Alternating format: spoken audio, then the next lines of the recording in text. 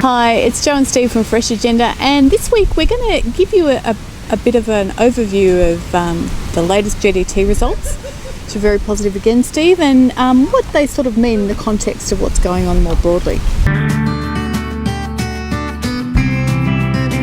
Yeah, so market kicked up quite strongly, a little bit unexpected, I guess. Certainly took well above futures, well above where I guess the reckoning was. Yes.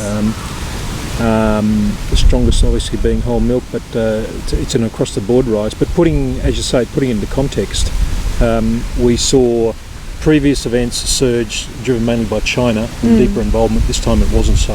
Yes. China's still there with about half the volumes in whole milk, but other regions, so it's a bit more broader based. So look, Kiwi farmers will be pretty happy with that. Absolutely, it's great timing.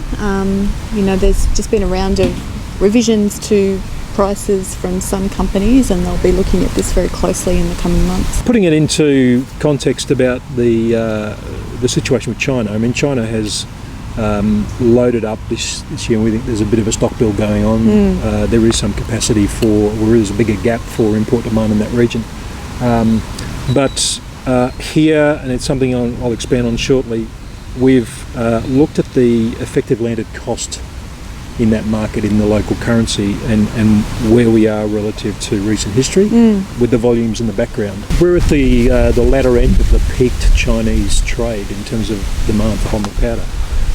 So with a spike in price, it's probably going to burn off any further large activity. But it's interesting that we are seeing a very similar pattern to the prior year. Yeah. In that, albeit from a higher base. Yeah. Slightly higher base.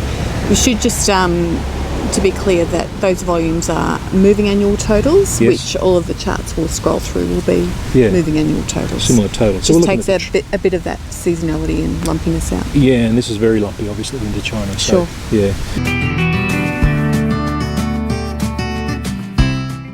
So we've late last week issued an outlook, a revision to our outlook for January, and that's here are some broad highlights. Won't go through that in great detail, but we obviously are tightening milk balance globally. We see the fundamentals suggesting that proteins will keep firming. Yep. Fats are fairly steady. Obviously, fat price is going to be very sensitive to short-term demand at prevailing prices. And I would say protein sensitive to the EU spring, which is looming, just how much production comes through.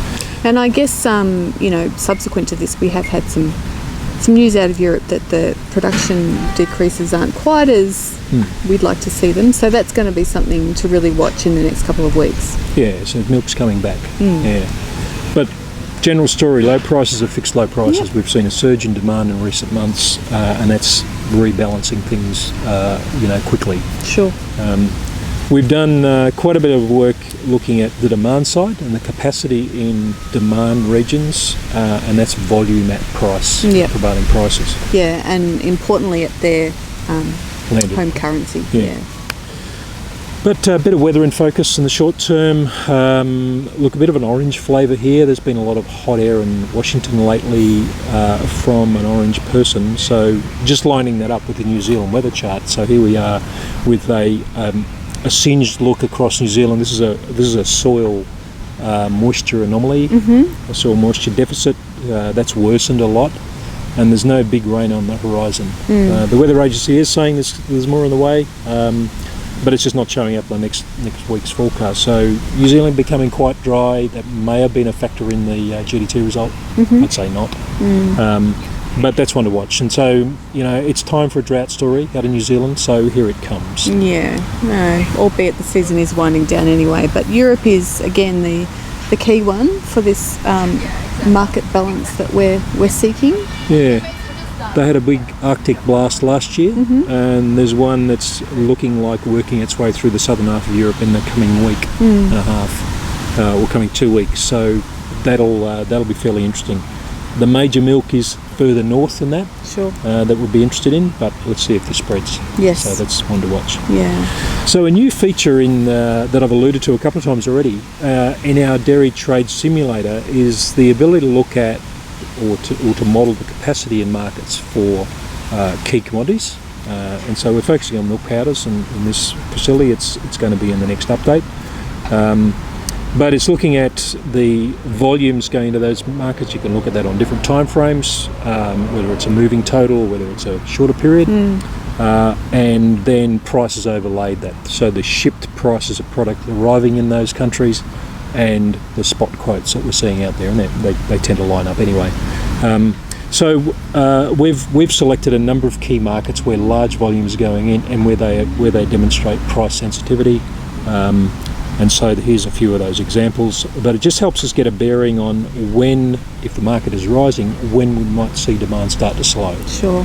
And when that might be a warning signal. So it's improving the analysis potential in that tool. Yes. To be able to look a bit closer into those. Particularly that demand side analysis, which is always tough. Yeah. To get to the bottom of, but currencies are going to play a part, especially with the volatility that's out more broadly in the world. Yeah, it's moved around, and we've seen a lot of movement in the last year. So generally, our demand side assessment for Southeast Asia, in particular, is positive. Yeah. Based on looking across these regions. What we've also done is revise trade data. We put out a Trade Insights recently that had estimates of US exports because of the government shutdown. That data has now been released, and it's worse than expected. Skim milk powder and cheese exports disappointed the industry, and after a good strong run with skim milk powder, it's blinked. Cheese is continuing a trend of being weak year on year.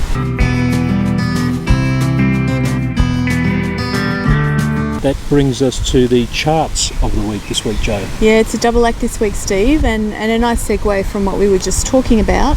The US production mix, interesting to see the fall in non-fat dry milk production, which has been really significant, and at the same time those stocks are at historic high levels. So given those export numbers, there's going to be increased nervousness in the States. More milk, cheese is looking pretty ordinary. There's talk about more milk going into that butter skim or non-fat dry milk usage, but that's not looking so flash either. So again, one to watch over the next few months.